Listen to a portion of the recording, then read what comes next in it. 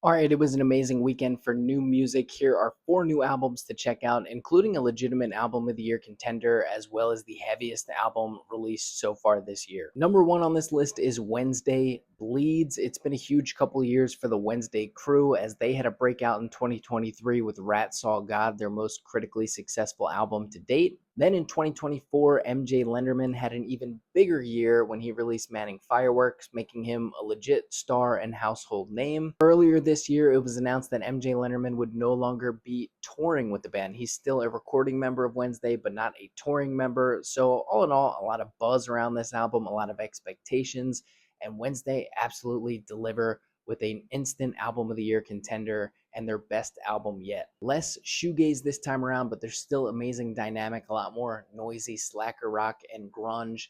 Really lulls the listener into this humid Asheville world on the first three songs as Carly Hartzman is in peak form with her lyrics. After the standout single Elderberry Wine, a sugary sweet Americana earworm, the album weaves in and out of grungy country, heartfelt ballads, and even a fully screamed song on Wasp, all with this incredibly sharp storytelling. Again, this is, in my opinion, their best album to date and one that I would strongly recommend to anybody. Number two, Golthrop Kuboa. This is the first full-length album by South Korean doom band, and this is the heaviest album of the year. Primitive Man have an album coming out later this year, and they have their work cut out for them to top this in terms of just sheer mass and volume. And Primitive Man is a solid reference point as this is sludgy doom with a whole lot of bite. These vocals are nasty. They hit like straight bile and venom. The entire album methodically plods along. It feels like a mythological titan slowly decimating a city. And just when the album allows the slightest bit of breathing room on Jumbo, they follow it up with one of the most devastatingly heavy songs I've ever heard, Jimmy.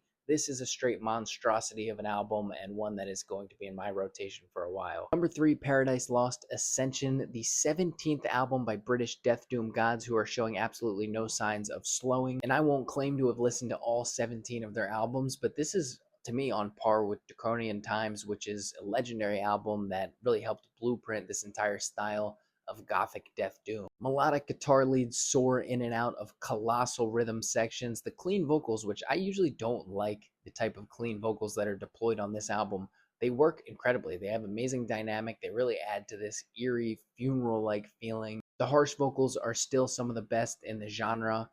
Ghoulish, feeling like Frankenstein's monster. Everything is just haunting, creepy, menacing, but with this sort of underlying sense of romance as you often get with this style of gothic music. No band has any business being this good 17 albums in, but here we are, another amazing album by Paradise Lost. And number four, Kamra, Unending Confluence, the second album by Slovenian avant-garde black metal band. This really feels like if Pennywise the Clown wrote a black metal album. Some of the vocals on here are so twisted and creepy, they actually sound like a demonic clown. Like some of the most freakish vocals that I've ever heard. Really, the entire album plays like a carnival ride in hell. There's almost a sense of playfulness or joy in this horror. Of Pillars, Walls, and Mutilation to me is the standout song with a really interesting guitar tone.